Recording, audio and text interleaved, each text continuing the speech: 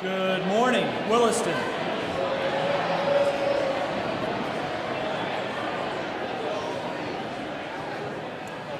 Good morning, Williston. I want to welcome everyone to our Cum Laude induction ceremony with a particularly warm welcome to parents and family members of our honorees, and a special welcome to alum Rachael Miller, class of 1988. As we gather this morning, still in the early days of the new year, I really like that we're coming together in the early days as a community to celebrate the academic accomplishments of a dozen of your peers. I hope we can all agree that learning lies at the center of our collective Williston experience. It's what you do virtually every hour of your waking day, whether in a classroom, a lab, stage, studio, on a sports surface, over a conversation in the dining commons. You're always learning. Ask any of your teachers, and they will likely tell you that one of the best aspects of their chosen profession is that they combine their passion for lifelong learning with their daily efforts. How do you learn to tell fact from opinion? How do you learn to form new ideas from assimilating what might seem like disparate pieces of knowledge? How do you unlock your creative spirit and express it in ways that others can understand? How do you become a responsible citizen of this big, complex, and messy world that you guys are going to inherit? Williston students, if you were a dot on a graph representing the world's population, you would be minuscule. And yet, your privileged Williston education gives you a disproportionate chance of making a difference. Can you still hear? Is this on? Of making a difference in this world, which is what we hope of each of you.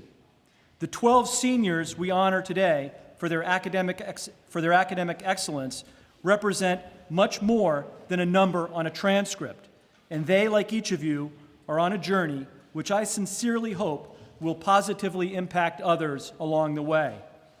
So now I'd like to ask Ms. Beatrice Cody, Secretary of the Williston Northampton Cum Laude Society, to come forward for the induction ceremony.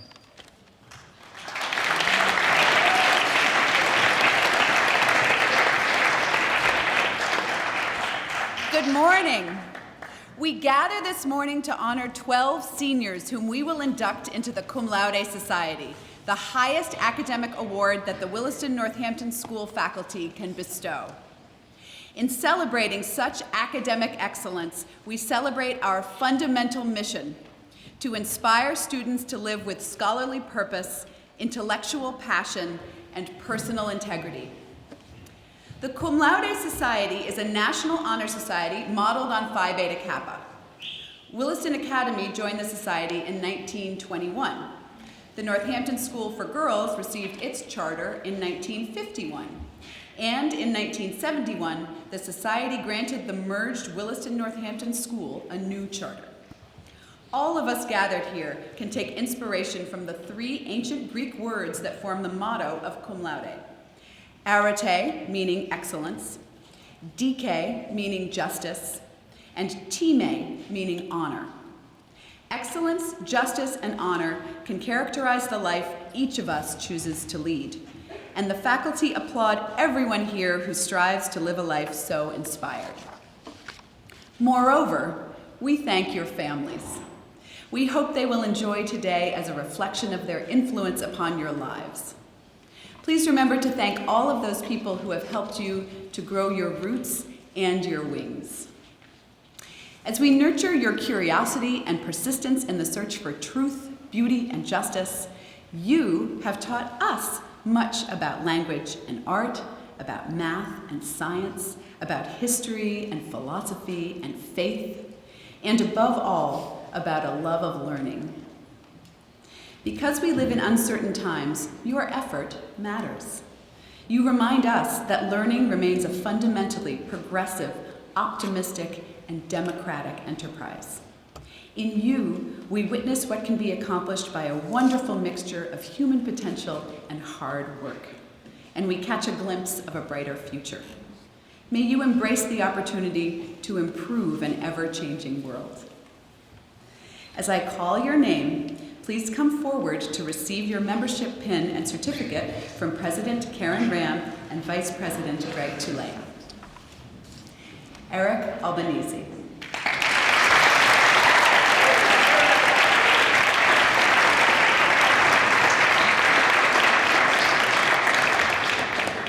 Jason Albanese.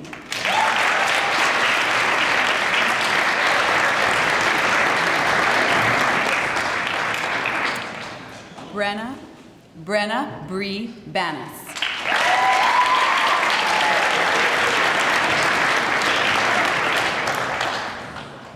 Julia Farnham.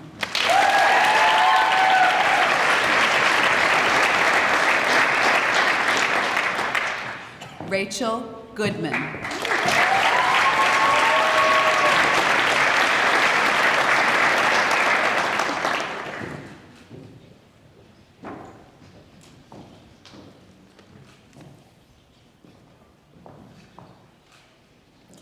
William Gunn.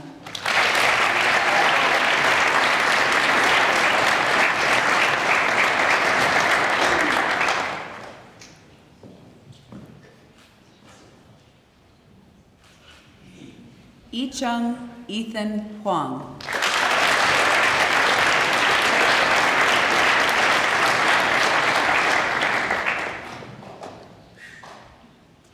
Jiakai Jack Long.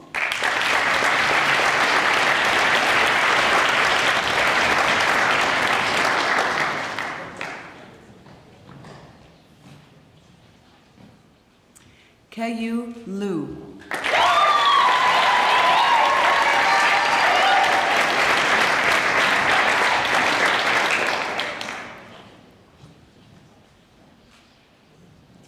Nathaniel Nat Markey.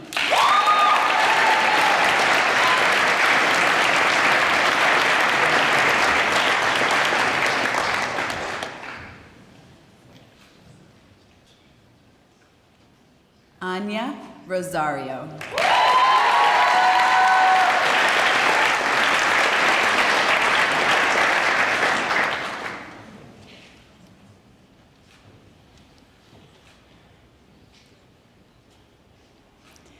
Zoyu Stephen Wang.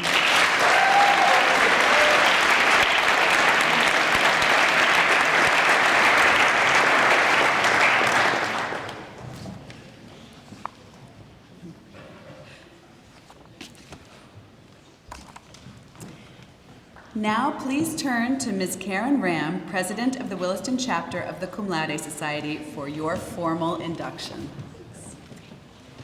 Good morning. Your exemplary record in academics and citizenship has earned for you membership in the Cum Laude Society. This society is a fellowship of scholars whose purpose is to recognize excellence in academic work.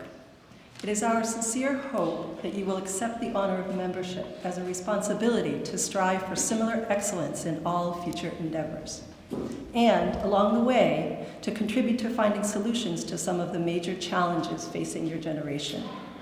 On behalf of the faculty, I want to thank you for your consistently strong effort.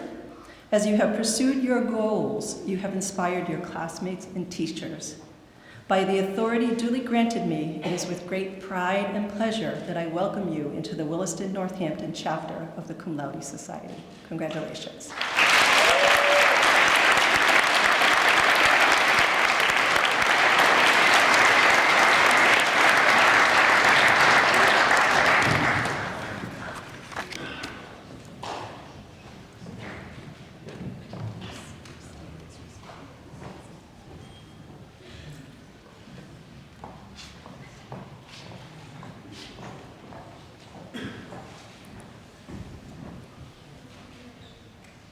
Got enough pictures here?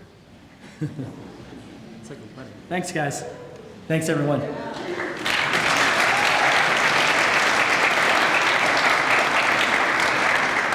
It's my pleasure now to introduce Rachael Miller, Williston class of 1988, as our honored speaker.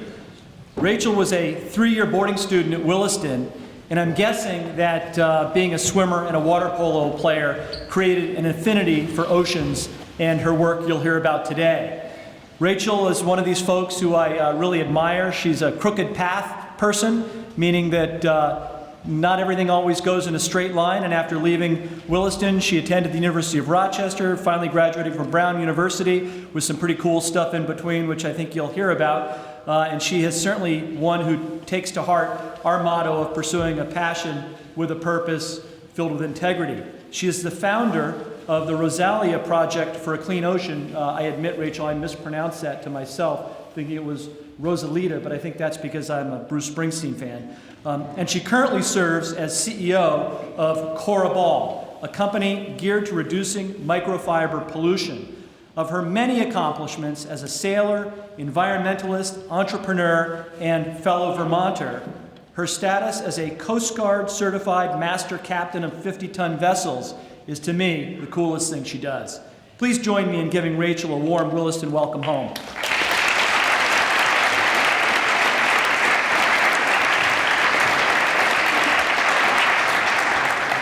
Thank you for that extremely generous welcome and for the invitation to be here. It's really exciting to be back at Williston, especially for this particular occasion.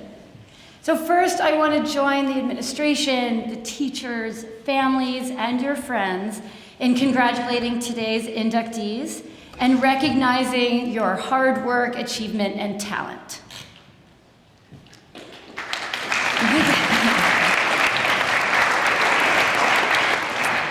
My job is to protect the ocean, and I love my job.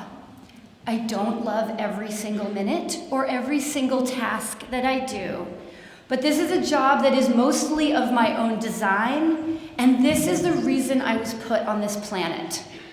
I didn't know that when I sat where you sat a long time ago. I didn't know that when I graduated from college. It took a while to figure that out. And along the way, I scared my parents a little bit. More than a few times, I think, when they wondered why they had so generously given me such a spectacular education here at Williston and beyond.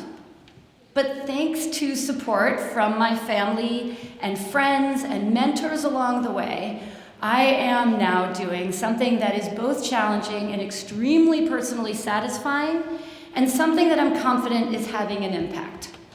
Now, normally I talk about what I do and what we do to protect the ocean. And you can see that online, or I can talk to you about that during lunch or while we're walking around the rest of the day. Come stop us. What I get to talk about less often is how we do it. And I'm not talking about how we take microplastic samples or how we run a solutions workshop. I'm talking more about the strategies. And so this morning I'm going to share the 5 best bits of advice and strategies that I've learned, been given by great people, or developed along the way that's guided not just my own decision-making, but the decision-making of our team. Okay, the first one. Just after college, I did an Olympic sailing campaign. It was in a single-handed boat, and I did not make the Olympic team, but I certainly learned a lot. I did my own fundraising and my own logistics. It was pretty much like running a business. And I got to travel all over the world. Clearly, I did not sail from place to place all over the world, but I got to compete all over the world. And luckily, I got some great advice from one of the first women to ever win a gold medal in sailing. And what she said to me is that she had one really big regret. Even though she had achieved the greatest thing that an athlete trying out for the Olympics could achieve, which is a gold medal, and she said all she saw of the world was marinas. That's it. She traveled all over the world and only saw marinas. And she suggested not to let that happen, to take even a few hours in a place, when I got to be in a place, and to explore it and experience it. And I did get that advice very early and have been pretty strict about it in the best way. And so not just during my Olympic campaign did I have a chance to experience some of the places that I got to go, from France to New Zealand, But as I started doing Rosalia project work and traveling to conferences or to do scientific work, I've had the chance to explore some really amazing places. I have a few highlights.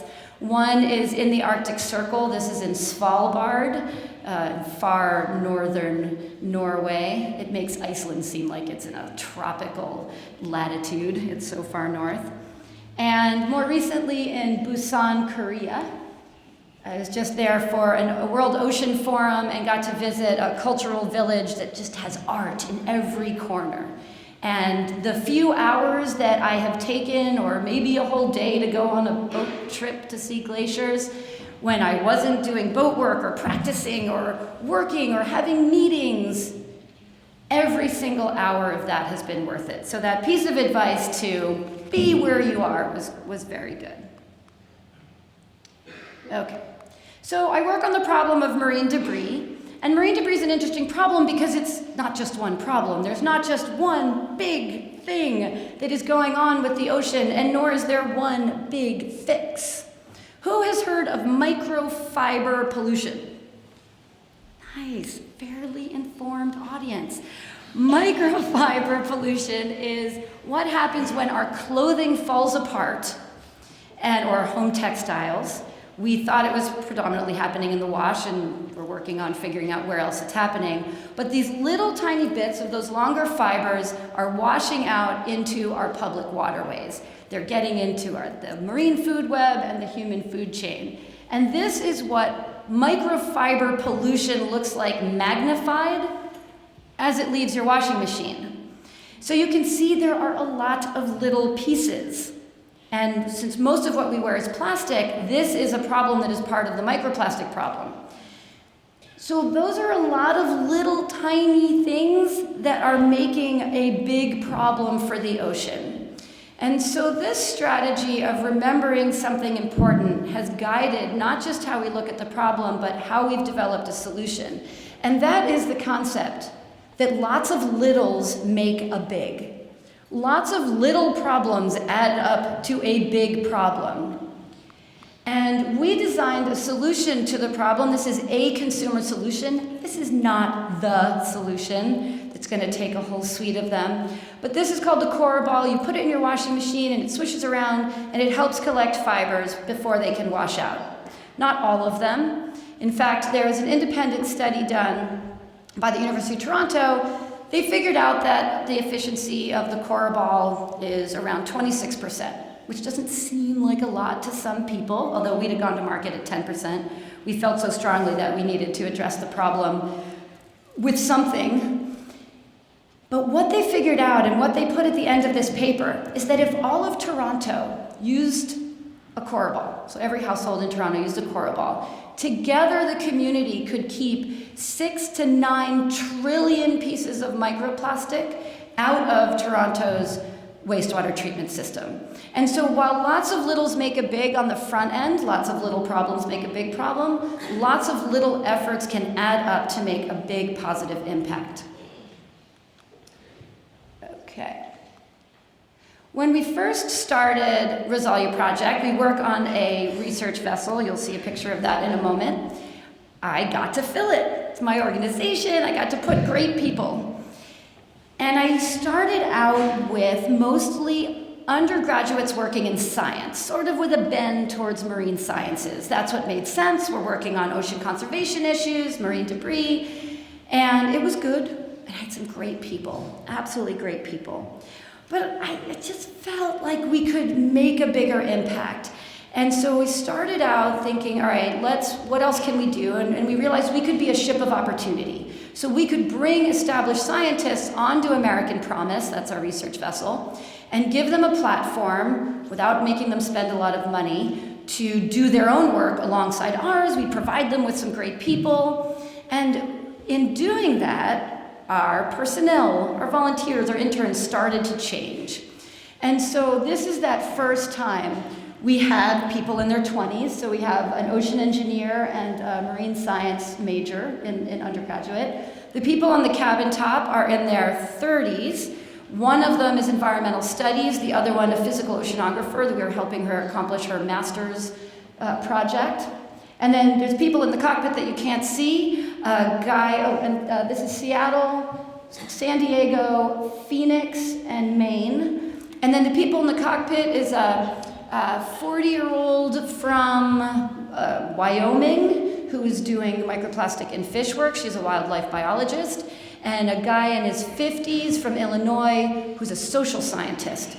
And so we started to embrace some interdisciplinarity, looking at how are we going to learn more and have better conversations by bringing people from different backgrounds on the boat, different disciplines as well. And I'm not just talking about a biologist, a chemist, and a physicist, but disciplines within science, and then artists and educators and policy experts. And we had a mom of 2 fishermen, which is really relevant when you're working on lobster industry issues in the Gulf of Maine. And we kept going. I like this picture, and I shared this one because we have 20s, 30s. So 20s from Seattle, 30s from another Arizona, 40s. We have 50s from Vermont who did museum exhibits, a wizard at museum exhibits. And our oldest person, she's still our oldest volunteer to date. Betty is 71 when she joined us as an onboard reporter, and she was also an educator. And we continue to not just seek different backgrounds on the boat, but we're looking for different types of different. And I never had a name to describe this until we joined up as partners with MIT's Environmental Solutions Initiative, and they had the word.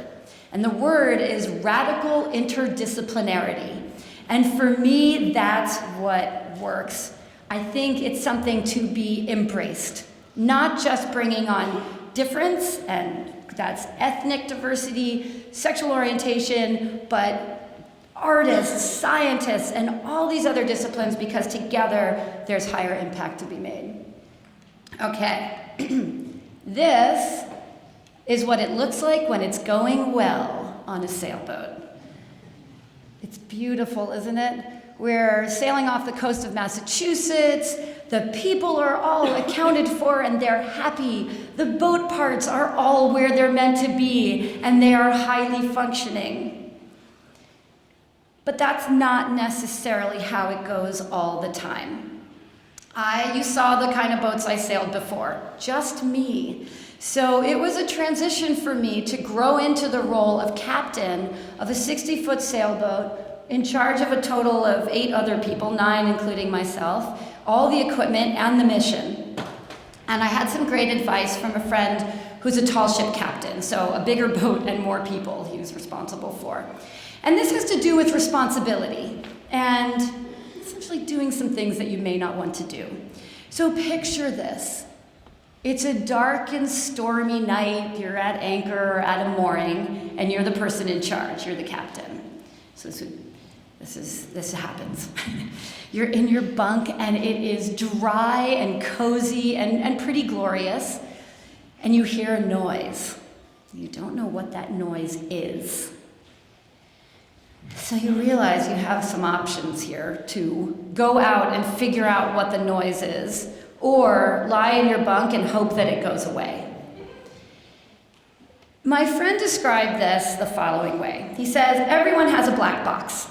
When you get out of your bunk and go to get cold and wet and crawl around the windy, raining deck until you find whatever is wrong and fix it or determine that it's not a threat, you are making a deposit into your little black box. I think mine's probably blue and purple. Whatever you want there. This is a little sort of karmic way to think of this.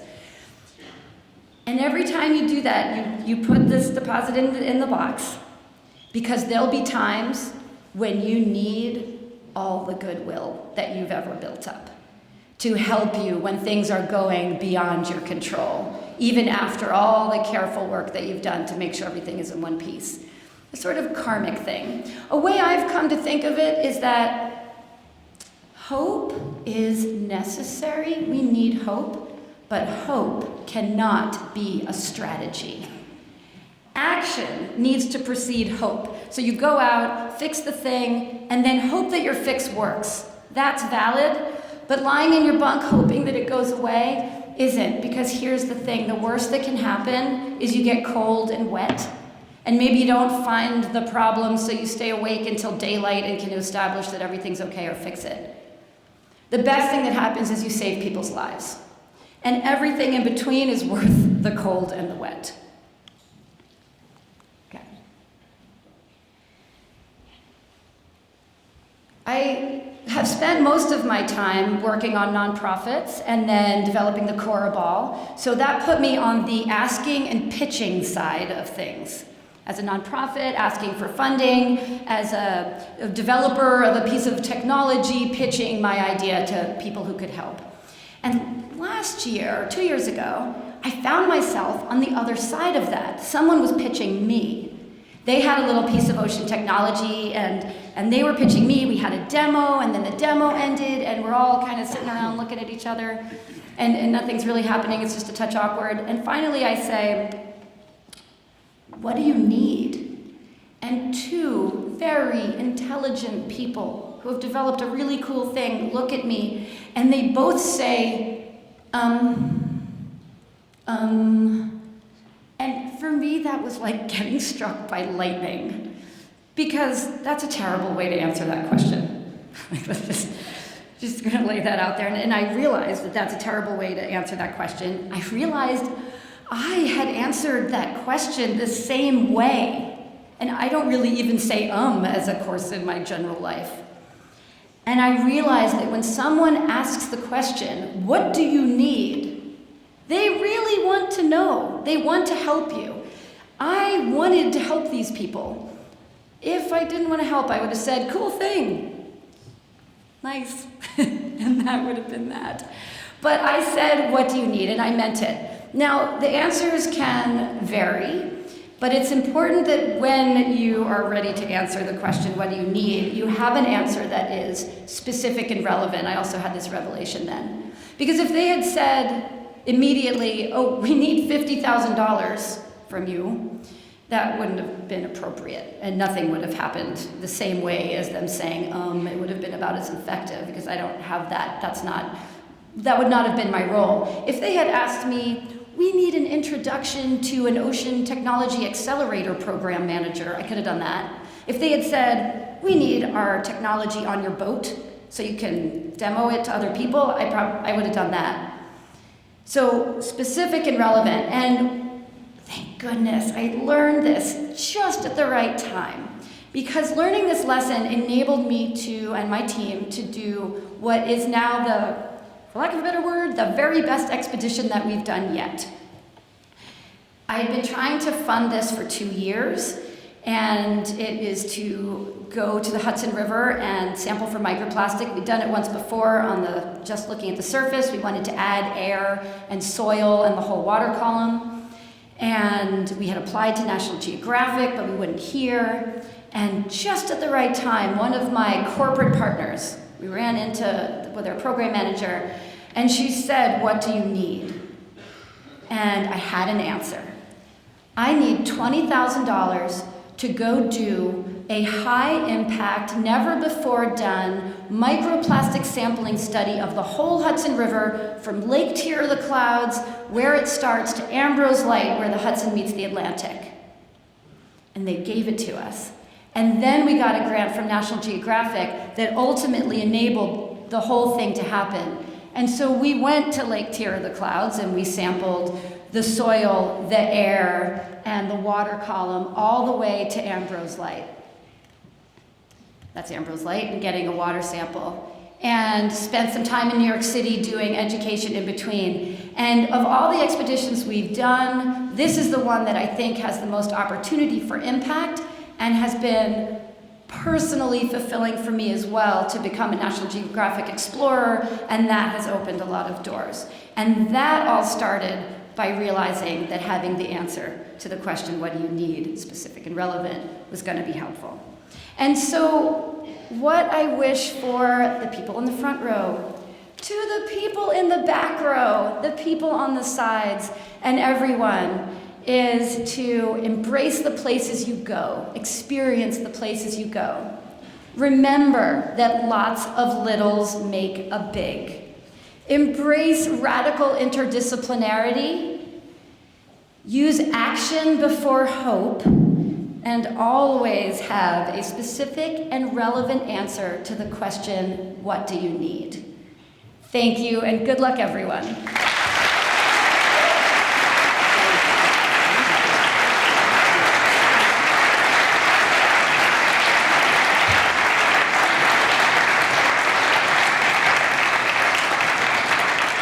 Thank you so much, Rachel. I actually had written all those down, so I'm right there with you. And I especially love that metaphor of every person, every individual has the potential to be their own ship of opportunity. I think that's a pretty cool thing. So thank you so much for those great words and for your role model of a crooked path that leads to really cool stuff. Very exciting for Williston to hear that. Thank you. Now, those of you who have to go to class, go to class. I invite the honorees and their families and teachers who have a free period to come on over to our house, and Mrs. Hill and I are hosting a little reception.